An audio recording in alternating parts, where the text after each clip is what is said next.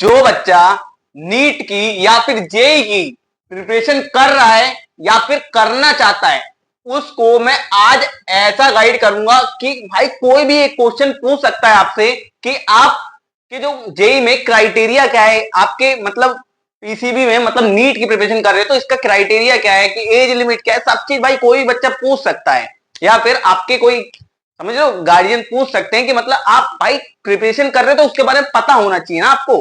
तो आज हम सब चीज बताने वाले हैं कि उसमें आपके क्वेश्चंस क्या क्या आते हैं, मतलब क्वेश्चंस कितने आते हैं, कितने नंबर का क्वेश्चंस होता है, नेगेटिव मार्किंग क्या होती है, उसके बाद नीट में आपका क्राइटेरिया क्या है, आपका जेई में क्राइटेरिया क्या है, ठीक, और जेई किस लिए देते हैं, नीट किस लिए देते हैं, सब चीज आज बताने वाले हैं बिल्कुल बेसिक डिटेल से, और पूरा गाइड करने वाले हैं कि आपको कैसे क्या करना है, कैसे क्या पढ़ना है। तो सारा गाइडेंस एक वीडियो मिलेगी, लेकिन लास्ट तक आपको बने रहना है। लेकिन एक छोटी चीज मैं पहले कहूंगा, छोटी चीज पहले कहूंगा, ठीक है। अब सुन लो, जो बच्चा 75% का जिसका क्राइटेरिया पूरा नहीं है और दोबारा चाहता है एग्जाम देना और मार्क्स इंक्रीज करवाना चाहता है, तो एनआईएस बोर्ड सबसे अच्छा ऑप्शन है, ठीक है। एनआईएस बोर्ड से वो मार्क्स इंक्रीज करवा सकता है और एडमिशन की लास्ट डेट है 17 अगस्त, ठीक है। लास्ट डेट क्या है 17 अगस्त। या कोई बच्चा फेल हो गया है 12th में तो उसके लिए भी लास्ट डेट क्या है 17 अगस्त एनआईएस बोर्ड में एडमिशन करवाने की। देखो इसलिए बताया क्योंकि बच्चे क्या होते हैं, कोई कोई होते हैं जिनका 75% का क्राइटेरिया पूरा नहीं हो पाता, जिसकी वजह से जेई एडवांस में या फिर जेई मेंस में वो मतलब क्वालिफाई नहीं कर पाते, ठीक है, क्वालिफाई नहीं कर पाते एनआईटी और आईआईटी के लिए। अभी धीरे धीरे बताएंगे कैसे क्या सिस्टम है, सब चीज बताते हैं, ठीक है। अब सुनो, स्टार्ट करते हैं जेई मेंस और जेई एडवांस, ठीक है। जेई मेंस, जेई एडवांस और नीट, ये ऐसे एग्जाम है, ये इंडिया के टॉप टफेस्ट एग्जाम में ये टॉप 10 के अंदर आती है, ठीक है। टॉप 10 के अंदर रैंकिंग आती है इनकी, नीट की और जेई एडवांस की टॉप 10 के अंदर रैंकिंग आती है, ठीक है। टॉप 10 के अंदर इन दोनों की रैंकिंग आती है। बहुत तगड़े एग्जाम होते हैं, बच्चा जो क्वालिफाई कर लिया तो समझो अच्छा है, अच्छा है, ठीक है, अच्छा बच्चा बोलते हैं उसे, बहुत अच्छा बच्चा बोलते हैं। आपकी रेपुटेशन बढ़ जाएगी अगर आपने नीट या जेई आपने क्लियर कर लिया। भाई टफेस्ट एग्जाम है तभी तो ऐसा है, ठीक है, टफेस्ट एग्जाम है। यूपीएससी वगैरह के उसी लिस्ट में नंबर आता है इसका, यूपीएससी वाले समझे, उसी लिस्ट में नंबर आता है, इसलिए कह रहा हूं बहुत टफेस्ट एग्जाम है, ठीक है आपको। लेकिन आज मैं पूरा गाइड करूंगा। अगर कोई आपसे पूछता है तो वो टफ कब है, जब पढ़ाई नहीं करोगे तब। भाई यूपीएससी बंदे क्लियर करते हैं, नंबर 1 एग्जाम है सबसे टफेस्ट, ठीक है। लेकिन यूपीएससी भी क्लियर करते हैं, तो ये भी भाई अगर मेहनत करोगे तो सब चीज पॉसिबल है, ठीक है। तो इसीलिए गाइड करने के लिए आए आपको। अब देखो नीट, नीट मेनली किसके लिए होता है, मेडिकल फील्ड के लिए। जो बच्चा मेडिकल से रिलेटेड क्या करना चाहता है, अपना करियर बना रहा है मेडिकल से रिलेटेड, डॉक्टरी लाइन में, मेनली मानो डॉक्टरी लाइन में, ठीक है। पहले एक बार इसका बताते हैं फिर उसका बताते हैं। देखो अगर आपको नीट क्लियर करना है, नीट का पूरा गाइड करते हैं, तो उसको आपको 12th में या फिर आप 12th पढ़ रहे हो तो आप क्या कर सकते हैं, नीट का एग्जाम दे सकते हो, एलिजिबल हो। या तो 12th पास कर लिए या फिर आप 12th कर रहे हो। लेकिन करना किसमें आपको, फिजिक्स केमिस्ट्री बायो, आपके पास ये 3 डोमेन सब्जेक्ट होने चाहिए, मतलब मेन सब्जेक्ट आपके फिजिक्स केमिस्ट्री बायो है। अगर आप नीट के एग्जाम में अपियर होना चाहते हो, नीट के एग्जाम में आप बैठना चाहते हो, तो आपके पास फिजिक्स केमिस्ट्री बायो सब्जेक्ट होने जरूरी है, होने कंपलसरी है, ठीक है। और आप या 12th पास हो गए हो या अपीयरिंग हो, या मतलब अपीयरिंग का मतलब या 12th में आप पढ़ रहे हो तो भी आप एग्जाम दे सकते हो।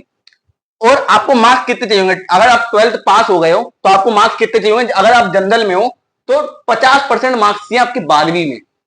12वीं में कितने चाहिए, 50% आपको मार्क्स चाहिए कि आप इस एग्जाम में बैठ सको और क्वालिफाई करने के बाद काउंसलिंग में बैठ सको, ठीक है। उसके बाद क्या है, अगर आप ओबीसी हो, एससी हो, एसटी हो तो आपको कितने चाहिए, 45%। एग्रीगेट होता है, एग्रीगेट मतलब पीसीबी मतलब फिजिक्स केमिस्ट्री बायो का तीनों का मिला के 50% मार्क्स बैठने चाहिए। और ओबीसी एससी एसटी है तो 45% मार्क्स बैठने चाहिए, तब जाके वो नीट के लिए एलिजिबल है, तो नीट का वो एग्जाम दे सकता है। अब देखो इसकी मिनिमम MIN का मतलब मिनिमम एज कितनी है, 17 साल। 17 साल का बच्चा है तो इस एग्जाम को दे सकता है। लेकिन मैक्सिमम एज लिमिट बनाएंगी, पहले थी, ठीक है, पर लेकिन अब वो भी खत्म कर दिए कि मैक्सिमम एज लिमिट खत्म ही कर दी, कि मैक्सिमम एज लिमिट कोई है ही नहीं, ठीक। अटेम्प्ट की भी लिमिट इसमें खत्म ही कर दी, ठीक है, कि अटेम्प्ट तुम कितनी बार भी एग्जाम दो कोई दिक्कत नहीं है, तो कितनी बार भी आप एग्जाम दे सकते हो नीट का, नीट का कितनी बार भी एग्जाम दे सकते हो। अब बात करते हैं हम जेई मेंस की और जेई एडवांस की। ये किसके लिए होता है, इंजीनियरिंग के लिए होता है, सॉफ्टवेयर इंजीनियर, केमिकल का इंजीनियर, इलेक्ट्रिकल इंजीनियर, ठीक है। इंजीनियरों के लिए क्या होता है, जेई मेंस और जेई एडवांस होता है, ठीक। जेई मेंस और जेई एडवांस होता है। अब आओ एक एक करके बात करते हैं। इसे आप कब कब दे सकते हो, अगर आप 12th पास हो तो दे सकते हो, या फिर 12th पढ़ रहे हो तो भी आप एग्जाम इसका दे सकते हो। उसके साथ क्या, मैथ कंपलसरी होनी चाहिए, ठीक। Physics chemistry math compulsory, physics chemistry math compulsory आपके पास होनी चाहिए, तब आप इस एग्जाम के लिए एलिजिबल हो, ठीक है। उसके बाद क्या है, एनआईटी या फिर आईआईटी में अगर आपको एडमिशन चाहिए, ठीक, एडमिशन चाहिए, तो आपको 12th में, क्लास 12th में अगर आप जनरल या ओबीसी हो तो 75% लाने चाहिए, ठीक। 75 एग्रीगेट लाने, इसका पीसीएम में, पीसीएम में आपको कितने लाने, 75% लाने। अगर आप एनआईटी और आईआईटी में एडमिशन लेना चाहते हैं तो आपका क्राइटेरिया क्या है, 75% का क्राइटेरिया है अगर आप जनरल या ओबीसी हो तो, ठीक। जनरल या ओबीसी हो तो आपका 75% वाला क्राइटेरिया यहां पे लगेगा, अगर आप जनरल या ओबीसी हो तो। अब जेई मेंस और एडवांस में आपको केवल टोटल 3 ईयर मिलेंगे एग्जाम देने के लिए। 12th पास वाला, जिस ईयर में आप 12th पास हुए उसका अगला साल, फिर उसके अगले साल, ठीक। जैसे आपने इस ईयर 2026 में आपने पास करा है, तो 2026 से स्टार्ट कर दिया गिनना, तो 2027 में दे सकते हो, 2028 में दे सकते हो, उसके बाद आप एग्जाम नहीं दे सकते, ठीक है। एडवांस का साल में एक बार होता है, जेई मेंस का 2 बार होता है, मेंस का 2 बार होता है, एडवांस का आपका एक ही बार होता है साल में। तो इसका मतलब क्या है, आप जेई मेंस 6 बार अटेम्प्ट कर सकते हो और जेई एडवांस केवल 3 बार अटेम्प्ट कर सकते हो, ठीक है। और इसकी एज लिमिट नहीं होती, ठीक है। ये गिना कैसे जाता है, जैसे आप 12th पास करते हो तो उसके बाद से गिनना स्टार्ट कर देते हैं। ये नहीं है कि मतलब एज लिमिट नहीं है, जब आप 12th पास कर दोगे उससे 3 साल बाद ये गिनना स्टार्ट कर दे कि हाँ 3 साल हो गए, 12th पास वाला, फिर 12th का अगले वाला, फिर उसके अगले वाला, ठीक है। 3 साल गिने, खत्म कर दिया कि अब आप एग्जाम नहीं दे सकते, ठीक। तो बच्चे क्या करते हैं, कभी कभी ऐसा करते हैं, कोई और बोर्ड से, एनआईएस बोर्ड से जिनके वैलिडिटी खत्म हो जाती है, तो क्या करते हैं, और समझ लो जैसे अब इसे और बढ़ाना है, तो अब क्या करेगा, 2026 जैसे 2020 में पास हुआ है लेकिन उसे इंजीनियरिंग करनी है, ठीक। तो क्या करेगा, 2026 में भी एक बार 12th का एग्जाम दे देगा एनआईएस बोर्ड से, ओपन बोर्ड से। तो क्या करेगा, माना जाएगा 2026 में दिया है भाई, उसने 2026 में दिया है, तो उसको आगे करके वो कर सकता है, ठीक है। ऐसे भी बच्चे करते हुए मैंने देखे हैं, ठीक है। चलो बढ़ते हैं आगे, बताते। आप देखो, नीट का एग्जाम क्वालिफाई करने के बाद एमबीबीएस, बीडीएस या बीएएमएस या बीएचएमएस, ठीक है, ऐसे कोर्सेज में आप एडमिशन ले सकते हो। एग्जाम का पैटर्न क्या होता है, फिजिक्स केमिस्ट्री बायोलॉजी का आपके मतलब क्वेश्चन पूछे जाते हैं। टोटल आपको कितने नंबर का आता है पेपर, 720 मार्क्स का आता है, और टोटल क्वेश्चन कितने होते हैं, 180 क्वेश्चन होते हैं, ठीक है। मार्किंग क्या होती है, अगर आपने एक क्वेश्चन ठीक करा तो 4 नंबर मिलते हैं, अगर आपने एक क्वेश्चन गलत करा तो -1 मार्किंग होती है। इसका मतलब क्या होता है, मान लो आपके पास 4 क्वेश्चन है, 4 क्वेश्चन एग्जांपल दे रहा हूं, 4 क्वेश्चन है आपके पास, 1 2 3 4, ठीक, 1 2 3 4, ये मान लो आपने ठीक कर दिया, ये भी ठीक कर दिया, लेकिन ये दोनों आपने गलत कर दिए, ठीक। तो इन दोनों के मार्क्स मिलेंगे आपको 8 नंबर, ठीक। और इन दोनों का क्या होगा आपका, -1 -1 -1 -1 माइनस का 2, तो इस वाले में से -2 सब्ट्रैक्ट हो जाएगा, कितना बचेगा, 6 मार्क्स आएंगे आपके टोटल। समझ में आया। अगर आपने मान लो इन दोनों को छुआ ही नहीं, गलत नहीं, इन दोनों को छुआ ही नहीं, तो क्या हो जाएगा आपका, 0 हो जाएगा, इसका 0 हो जाएगा, इसका 0 होगा, -1 नहीं होगा, इसका क्या होगा, 0 0 हो जाएगा। तो इसका मतलब क्या हुआ, तो आपके 8 मार्क्स बनेंगे। समझ रहे हो, समझ रहे हो। तो इसमें तुक्का भी लगाना पड़ता है, सोच समझ के लगाना पड़ता है, ठीक है। तो मैं तुक्के की वीडियो शायद डाली है कि नहीं डाली पता नहीं है, मुझे याद नहीं है ना। अगर मैं तुक्का सटीक बता भी दूंगा, ठीक है, सटीक तुक्का बताऊंगा कि सटीक तुक्का कैसे लगाएं, वो भी मैं बता दूंगा, उसके लिए भी कोई दिक्कत नहीं, ठीक है। अब सुनो, इसका एग्जाम कैसे होता है, ऑफलाइन होता है। कैसा होता है, ऑफलाइन, ओएमआर पे होता है। ओएमआर का मतलब एक शीट होती है, उस पर मतलब ऑप्शन होते हैं एबीसीडी में 4 गोले होते हैं, तो उसको फिल करना होता है कि हाँ ये वाला आंसर ठीक है, ये वाला आंसर ठीक है, 4 ऑप्शन में से टिक करने होते हैं। ये किस पे होता है, ओएमआर शीट पे होता है, ना कि ऑनलाइन होता है, कंप्यूटर पे नहीं होता, ओएमआर पे होता है, ठीक है। अब जेई मेंस या फिर आईआईटी के लिए जेई एडवांस, एडवांस, ठीक है, उसमें क्या होता है, अगर एनआईटी या आईआईटी के लिए बता रहे हैं, ठीक है। अब इसके अंदर कोर्सेज क्या क्या होते हैं, जेई मेंस और जेई एडवांस देके बीई कर सकते हो या बीटेक कर सकते हो, बी या तो बीटेक कर सकते हो। अब एग्जाम का पैटर्न क्या होता है, आपका फिजिक्स केमिस्ट्री मैथ कंपलसरी होना चाहिए, फिजिक्स केमिस्ट्री मैथ होना चाहिए, मैथ तो कंपलसरी है भाई, मैथ तो होनी चाहिए, ठीक है। अब इसमें टोटल क्वेश्चन कितने पूछे जाते हैं? 90, और इसमें एमसीक्यू प्लस न्यूमेरिकल पूछे जाते हैं। ठीक है। अब टोटल मार्क्स कितना है? 300 मार्क्स का होता है पेपर, 300 मार्क्स का होता है। अब इसकी मार्किंग सेम ऐसी होती है, +4 -1। अगर ठीक है तो 4 प्लस का मिल जाएगा, अगर गलत है तो -1 हो जाएगा। और एग्जाम का पैटर्न क्या होता है? सीबीटी, कंप्यूटर बेस्ड टेस्ट होता है, मतलब ऑनलाइन होता है इसका। ठीक है, कंप्यूटर में बैठ के होता है, ये नहीं कि घर बैठे होगा, आपको जाना पड़ेगा, सेंटर पे बैठना पड़ेगा। ठीक है, एनटीए सेंटर भी अलॉट करती है, तो वहां पे जाके बैठ के आपको एग्जाम देना पड़ता है कंप्यूटर के सामने। ठीक है। अब देखो जेईई एडवांस का भी क्राइटेरिया बता देते हैं थोड़ा सा। जेईई एडवांस में क्या होता है? जब इसमें से 2.5 लाख बच्चे सिलेक्ट होते हैं, ठीक है, approx 17 lakh, 15 to 17 lakh exam देते हैं। ठीक है, 15 to 17 लाख बच्चे एग्जाम देते हैं, और पर उसमें से भी टॉप के 2.5 लाख बच्चे जो सिलेक्ट होते हैं, उसमें से 17 लाख में से जो टॉप के 2.5 लाख बच्चे सिलेक्ट होते हैं, जो जेईई मेंस का एग्जाम क्वालिफाई करता है, तो उसको मौका मिलता है जेईई एडवांस का एग्जाम देने के लिए, जेईई एडवांस का एग्जाम देने के लिए। और उसको कोई एनटीए कंडक्ट नहीं करवाती, उसको कौन कंडक्ट करवाता है? कोई आईआईटी कंडक्ट करवाती है। इस बार का जैसे एग्जाम था, इस बार का नहीं, जो लास्ट ईयर का एग्जाम था 2025 का, जिस टाइम मैंने भी अटेम्प्ट करा था, उस टाइम पे, ठीक है, ठीक है, उस टाइम पे एग्जाम दिया था आईआईटी कानपुर वालों ने, क्या करा था? कंडक्ट करवाया था। ठीक है, आईआईटी कानपुर वालों ने कंडक्ट करवाया था। और सुनो, आईआईटी कानपुर ने कंडक्ट करवाया, और क्या होता है इसमें? 2 शिफ्ट में एग्जाम होता है। 2 शिफ्ट का मतलब 2 बार एग्जाम होते हैं। आपका एक पहले हाफ में हो जाएगा, ठीक है, 12 बजे से पहले, फिर होगा दूसरे हाफ में, 1 घंटे का गैप मिलता है, 3-3 घंटे का, तो टोटल 6 आवर का ये एग्जाम होता है जेईई एडवांस का। ठीक है, 6 आवर का एग्जाम होता है, पहले 3 घंटे होते हैं, फिर बाद में भी 3 घंटे होते हैं, और बीच में 1 घंटे का गैप होता है। ठीक है, जेईई एडवांस का बता रहा हूं। और ये कौन से बच्चे होते हैं? 2.5 लाख बच्चे कौन से होते हैं? जो जेईई मेंस का एग्जाम क्वालिफाई करते हैं, उन्हें बोलते हैं, वही क्या करते हैं? एलिजिबल होते हैं जेईई एडवांस का पेपर देने के लिए। चलो बढ़ते। नीट का आपका सिलेबस देखो, ऑफिशियली सिलेबस मिलेगा आपको एनटीए की वेबसाइट पे। ऑफिशियल सिलेबस यहाँ पे जेईई मेंस का भी आपको एनटीए की वेबसाइट पे मिल जाएगा, जेईई मेंस, जेईई एडवांस, ठीक है, मिल जाएगा। अब सुनो, अगर आपको नीट का एग्जाम देना है, स्पीड आपको मेंटेन रखनी पड़ेगी और एक्यूरेसी के साथ, क्योंकि 180 क्वेश्चन आते हैं। ठीक है, और जेईई एडवांस में क्या होता है, और जेईई मेंस में यहाँ पे डीप कॉन्सेप्ट होते हैं, खास करके जेईई एडवांस में भाई डीप कॉन्सेप्ट होते हैं। ठीक है, और एनसीईआरटी देखो, पहले तो एनसीईआरटी करनी है, बायो केमिस्ट्री के लिए तो एनसीईआरटी बेस्ट है, और यहाँ पर एनसीईआरटी बेस्ट है फिजिक्स केमिस्ट्री के लिए। ठीक है, एनसीईआरटी बेस्ट है। रेफरेंस कौन कौन सी यूज कर सकते हो? फिजिक्स केमिस्ट्री, ठीक है, दोनों आप जेईई मेंस में भी और नीट में भी इस्तेमाल कर सकते हो। एससी वर्मा फिजिक्स के लिए, एमएस चौहान करके ऑर्गेनिक के लिए, बीके जायसवाल इनऑर्गेनिक के लिए, उसके बाद क्या नरेंद्र अवस्थी फिजिकल के लिए। ठीक है, सेम इसमें भी आप ये यूज कर सकते हैं। ठीक है, बायो के लिए एनसीईआरटी फिंगर टिप बहुत है भाई, एनसीईआरटी बहुत देता है भाई, बायो के लिए बहुत दे रखा है। ठीक है, एनसीईआरटी कर लो, बहुत है। ठीक है, और मैथ्स के लिए यहाँ पे क्या कर लोगे आप? आरडी शर्मा, आइए बताएंगे, पूरा प्लान बता देंगे, आपको मजा आने वाला है। आगे वीडियो से बने रहो। ठीक है, लाइन बाय लाइन सब चीज बता रहे हैं, क्योंकि आप भी अगर प्रिपेयर करना चाहते हो तो कर सको। अगर कोई बच्चा है, लास्ट देखो 17 तारीख लास्ट डेट है, अगर कोई आपका आस पड़ोस है या कोई फ्रेंड वगैरह है कि एनआईएस बोर्ड में एडमिशन करवाना है, या फिर उसके 75% का क्राइटेरिया पूरा नहीं हो रहा, तो वो भी ऐसा बच्चा है तो हमें मतलब कांटेक्ट करे। ओपन बोर्ड से एग्जाम होगा भाई, 100% ये हर जगह वैलिड भी है, और इसकी लास्ट डेट है 17 अगस्त।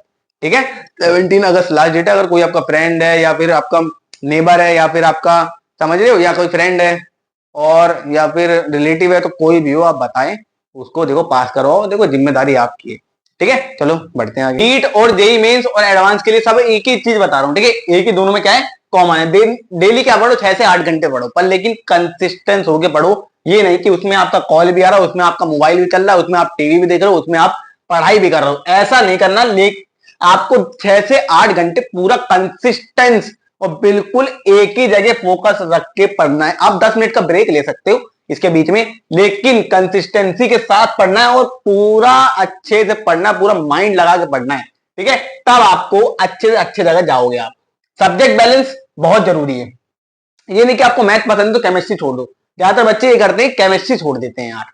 ठीक, केमिस्ट्री छोड़ देते हैं, करते क्या है, फिजिक्स कर लेंगे, मैथ्स कर लेंगे, या फिजिक्स कर लेंगे, बायो कर लेंगे, पर केमिस्ट्री छोड़ देते हैं। भाई केमिस्ट्री मेन है यार, मेन है, इंपॉर्टेंट है यार, वो भी तो यार नंबर इक्वली वेटेज है उसका भी, तो भाई वो भी इंपॉर्टेंट है, तो उसे भी करते हुए चला करो। ठीक है, जो जो भाई इंजीनियरिंग वाला स्टूडेंट है, जो पीसीएम वाला स्टूडेंट है, तो पीसीएम फिजिक्स केमिस्ट्री मैथ करेगा, और जो बायो वाला है फिजिक्स केमिस्ट्री बायो करेगा। ठीक है, 70% क्वेश्चन को सॉल्व करो।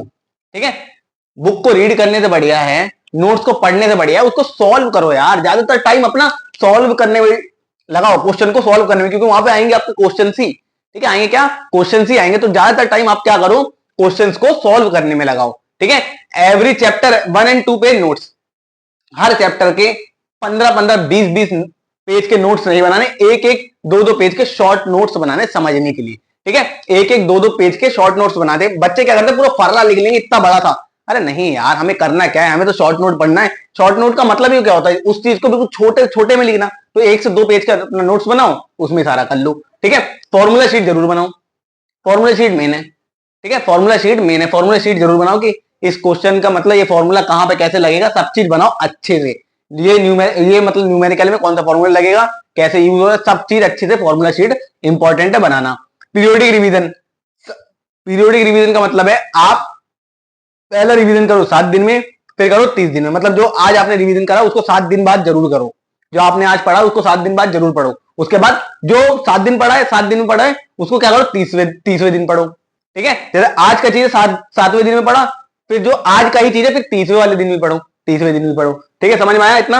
Mock test and PYQ, main चीज ये है, बच्चे फंसते हैं भाई। आपको मॉक टेस्ट जरूर लगाना है और आपको पीवाईक्यू जरूर लगाना है, तभी तो आपको पता लगेगा कि आपका लेवल क्या है, बच्चों के सामने आपका लेवल क्या है। ठीक, तो मॉक टेस्ट लगाओ और अपना पूरा घर कह रहा हूं, अपना रूम जो भी है, स्टडी रूम या फिर छोटी सी भी जगह है ना भाई, पढ़ने के लिए बहुत है ना, वहां पे कोने में बैठ के मोबाइल से कॉपी पे बस लगाना स्टार्ट कर दो और अपना टाइमर लगा दो। ठीक है, टाइमर लगा दो कि भाई मुझे 3 घंटे का टाइम है और 3 घंटे में मुझे पूरा कंप्लीट करके रहना, सारे क्वेश्चंस अटेम्प्ट करने हैं। जो बायो वाला सेक्शन है भाई वो तो जरूर ऐसा करें, क्योंकि उसके भाई नंबर ऑफ क्वेश्चंस भी ज्यादा होते हैं। ठीक है, और इसमें ही भाई होते हैं भाई कॉन्सेप्ट होते हैं भाई, कॉन्सेप्ट बहुत तगड़े होते हैं मैथ्स में। ठीक है, जो जेई वाला बच्चा है।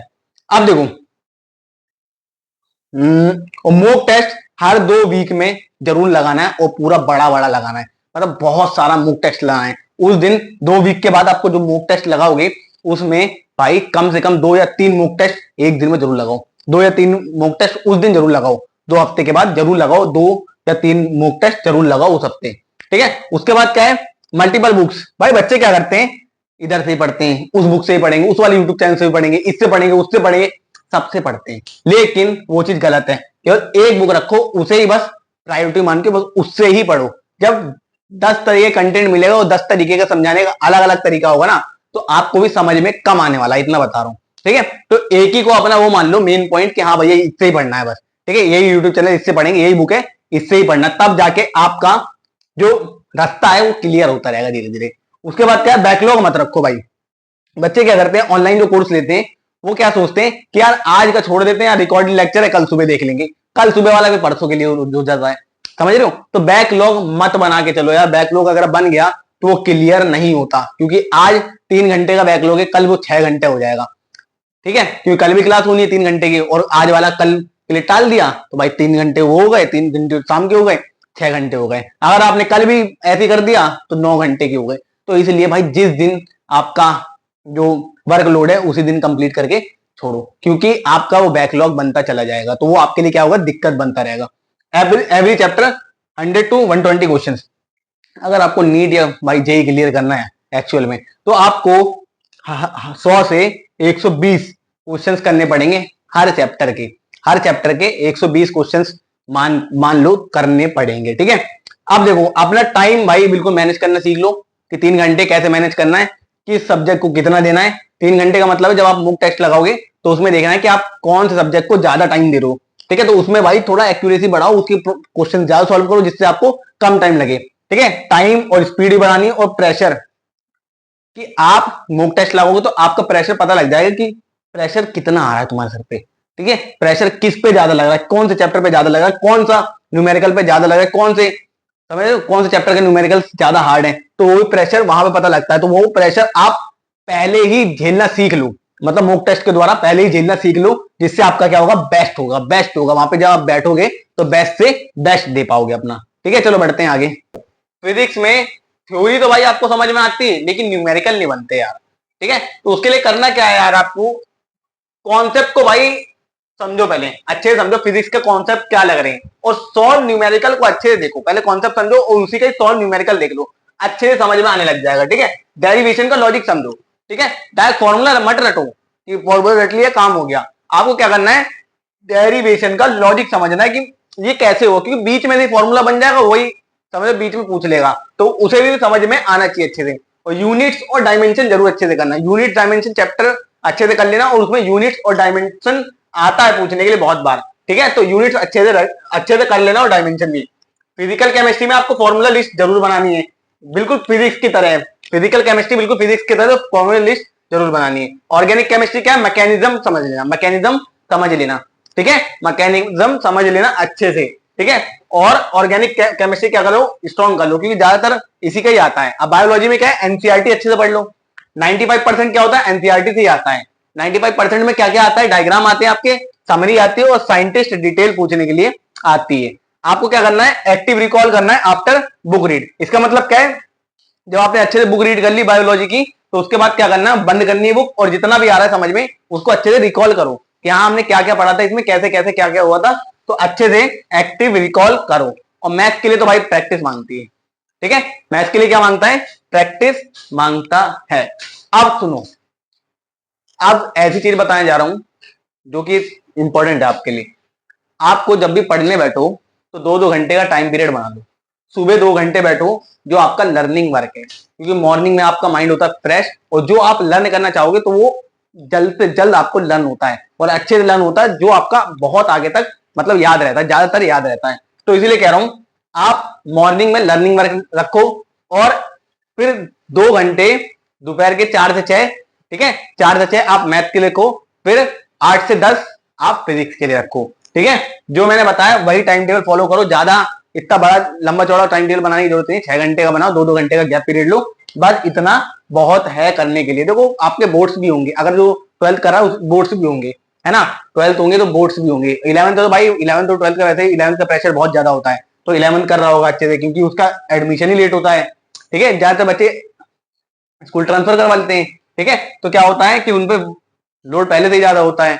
लेकिन जो टॉपर है वो भाई समय लेके पूरा अच्छी तरीके से कर सकता है, जैसे मैंने बताया है, ठीक है। लेकिन किसी बच्चों को एनआईएस बोर्ड में एडमिशन लेना है, जो फेल हुआ है या फिर जिसके परसेंटेज कम है जेई मेंस या जेई एडवांस में अपीयर होने के लिए, एनआईटी या आईआईटी में एडमिशन लेने के लिए, उसके जेई मतलब क्राइटेरिया पूरा नहीं हो रहा, तो वो बच्चा भी हमसे कांटेक्ट कर सकता है। 17 अगस्त तक आपकी लास्ट डेट है, मैं ही एडमिशन करूंगा, मैं ही सब चीज बताऊंगा आपको, मैं गाइड भी करूंगा कि एनआईएस बोर्ड में क्या क्या होता है। लेकिन आपको ही करना पड़ेगा, ठीक है, करना आपको पड़ेगा। लेकिन मुझे टेलीग्राम चैनल पे जो स्टार्टिंग में भी आएगा, लास्ट में भी आपको आएगा, ठीक है, वहां पे आपको क्या करना है, मैसेज करना है और हमें बताना है कि हाँ भैया मुझे एडमिशन चाहिए, तो हम ही आपका एडमिशन भी करेंगे, ठीक है। और पूरा प्रोसीजर हम बता देंगे एनआईएस बोर्ड के बारे में। चलो मिलते हैं नेक्स्ट वीडियो में। अगर आपको कोई भी डाउट है इस वीडियो से रिलेटेड या फिर किसी भी चीज से रिलेटेड, आप हमसे टेलीग्राम चैनल पे कमेंट करके पूछ सकते हैं। टेलीग्राम चैनल इसलिए बना रखा है क्योंकि बच्चों के डाउट यहाँ पे ना क्लियर हो, तो टेलीग्राम चैनल में हम बच्चों के डाउट क्लियर कर सके, ठीक है। मिलते हैं नेक्स्ट वीडियो, तब तक के लिए बाय। लेकिन आपको ये वीडियो अच्छी लगी हो तो चैनल को सब्सक्राइब जरूर करना, ठीक है, बाय।